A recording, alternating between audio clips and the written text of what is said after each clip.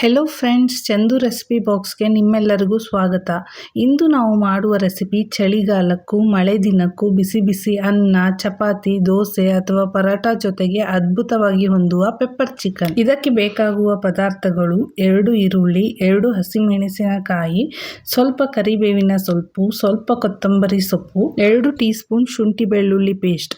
ಮಸಾಲೆಗೆ ಬೇಕಾಗುವ ಪದಾರ್ಥಗಳು 2 table spoon ಕಾಳುಮೆಣಸು, 1 ಟೀ ಸ್ಪೂನ್ ಜೀರಿಗೆ ಮತ್ತು 1 ಟೀ ಸ್ಪೂನ್ ಸೋಂಪು, ಜೊತೆಗೆ 1 ಟೀ ಸ್ಪೂನ್ ಕೊತ್ತಂಬರಿ ಪುಡಿ ಮತ್ತು 1 ಕೆಜಿ ಚಿಕನ್. ಈಗ ಬನ್ನಿ ಫ್ರೆಂಡ್ಸ್, ಪೆಪ್ಪರ್ ಚಿಕನ್ ಹೇಗೆ ಮಾಡೋದು ಎಂದು ನೋಡೋಣ. ಮೊದಲಿಗೆ ಚಿಕನ್ ಅನ್ನು ಚೆನ್ನಾಗಿ ತೊಳೆದು ನೀರನ್ನು ಸಂಪೂರ್ಣವಾಗಿ ತೆಗೆದು ಇಟ್ಟುಕೊಳ್ಳಬೇಕು. ಹೀಗೆ ಮಾಡುವುದರಿಂದ ಚಿಕನ್ಗೆ ಮಸಾಲೆ ಚೆನ್ನಾಗಿ ಹಿಡಿಯುತ್ತದೆ.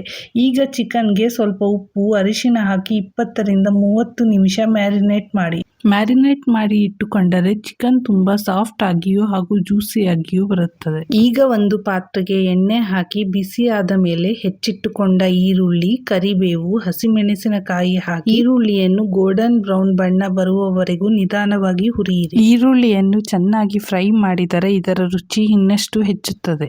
ನಂತರ ಅದಕ್ಕೆ ಶುಂಠಿ ಬೆಳ್ಳುಳ್ಳಿ ಪೇಸ್ಟ್ ಹಾಕಿ ಹಸಿ ವಾಸನೆ ಹೋಗುವವರೆಗೂ ಹುರಿಯಿರಿ. ಫ್ರೆಂಡ್ಸ್, ನೀವು ಶುಂಠಿ ಬೆಳ್ಳುಳ್ಳಿ ಪೇಸ್ಟ್ ಅನ್ನು ಚಿಕನ್ ಮ್ಯಾರಿನೇಟ್ ಮಾಡುವಾಗ ಬೇಕಾದರೂ ಸೇರಿಸಿಕೊಳ್ಳಬಹುದು.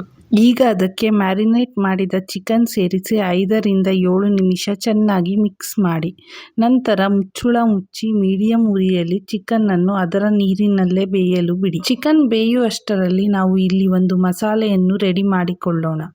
ಒಂದು ಪ್ಯಾನ್ಗೆ ಕರಿಮೆಣಸು, ಜೀರಿಗೆ ಮತ್ತು ಸೋಂಪು ಹಾಕಿ ಸಣ್ಣ ಉರಿಯಲ್ಲಿ ಅದನ್ನು 1 ನಿಮಿಷ ಹುರಿದುಕೊಳ್ಳಿ.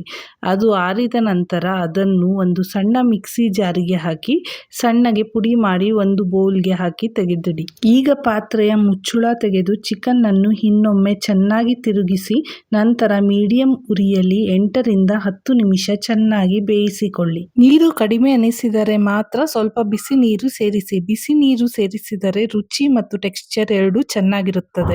ಚಿಕನ್ ಸುಮಾರು 90% ಬೆಂದ ನಂತರ ಪುಡಿ ಮಾಡಿದ ಮಸಾಲೆಯನ್ನು ಚಿಕನ್ಗೆ ಸೇರಿಸಿ. ನಾನು ಇಲ್ಲಿ 3 ಟೀ ಸ್ಪೂನ್ ಹಾಕಿದ್ದೇನೆ.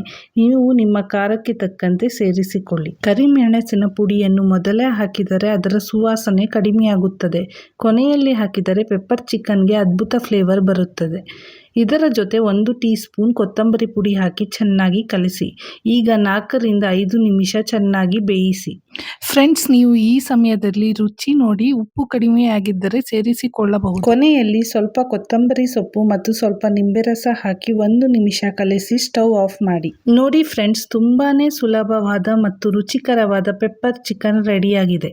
ಇದನ್ನು ಬಿಸಿ ಬಿಸಿ ಅನ್ನ, ಚಪಾತಿ ಜೊತೆ ಸರ್ವ್ ಮಾಡಿದರೆ ಮನೆಯವರೆಲ್ಲ ಖಂಡಿತ ಖುಷಿ ಪಡ್ತಾರೆ. ನಿಮಗೆ ಈ ರೆಸಿಪಿ ಇಷ್ಟವಾದರೆ ಒಂದು ಲೈಕ್ ಮಾಡಿ, ನಿಮ್ಮ ಸ್ನೇಹಿತರು ಮತ್ತು ಕುಟುಂಬದವರೊಂದಿಗೆ ಶೇರ್ ಮಾಡಿ. ಇನ್ನೂ ಇಂತಹ ಸರಳ ಹಾಗೂ ರುಚಿಕರವಾದ ಮನೆ ಅಡುಗೆ ರೆಸಿಪಿಗಳಿಗಾಗಿ ಚಂದೂಸ್ ರೆಸಿಪಿ ಬಾಕ್ಸ್ ಅನ್ನು ಸಬ್ಸ್ಕ್ರೈಬ್ ಮಾಡಿ ಮತ್ತು ಬೆಲ್ ಐಕನ್ ಒತ್ತುವುದನ್ನು ಮರೆಯಬೇಡಿ. ಮತ್ತೊಂದು ಹೊಸ ರೆಸಿಪಿಯೊಂದಿಗೆ ಮತ್ತೆ ಭೇಟಿಯಾಗೋಣ. ಧನ್ಯವಾದಗಳು.